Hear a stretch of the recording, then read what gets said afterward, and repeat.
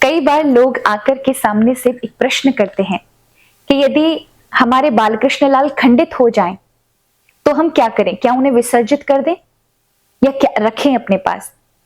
तो मैं कहूंगी, देखिए हमारे यहाँ जब कोई प्रतिष्ठित स्वरूप का स्थापना होती है तब उसकी विधि है, और यदि आप उस स्वरूप को खंडित हो जाए, विसर्जित करना है, तो उसकी भी विधि है कि उसे किस तरह से वहां से विधि अनुसार उठाना है और एक नई प्रतिमा, नई विग्रह की स्थापना करनी है।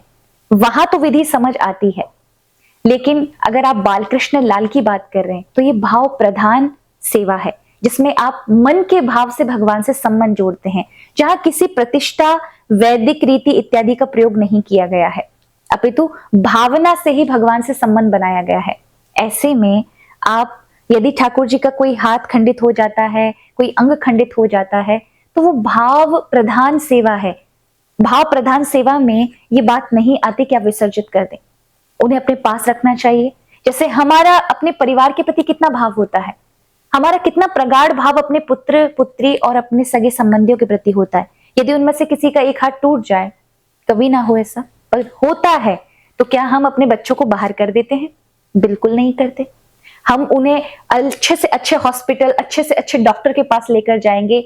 उसके हाथ टूट जाए तो हम ये नहीं सोचते इनको बाहर निकालो, अब नए बच्चे के विषय में सोचेंगे, या नए कोई परिवार का सदस्य जो सही सलामत हाथ का होगा उसके साथ संबंध जोड़ेंगे। ऐसा नहीं करते, क्योंकि हमारा प्रेम वहां होता है। तो फिर भगवान के साथ क्यों नहीं?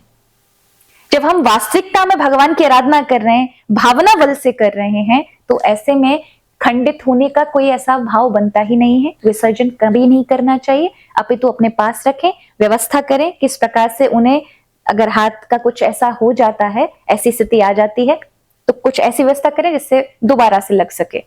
अपितु इसका मतलब ये नहीं कि अपने आराध्य को आप विसर्जित कर दें, ऐसा करना हानि होती है। आप एक विग्रह में जब आप अपनी भावना रखते हैं तो वो सिद्ध हो जाता है, और सिद्ध स्वरूप को कभी त्याग नहीं करना चाहिए, और जो भावना स्वरूप है उसका कभी त्याग नहीं करना चाहिए। तो आपसे कहूंगी कि कभी विसर्जित का मन में विचार भी मत करिएगा। अपने ठाकुर को अपने साथ रखें, अपने पास रखें, तभी आप वास्तविकता में भगवान से प्रेम कर रहे हैं।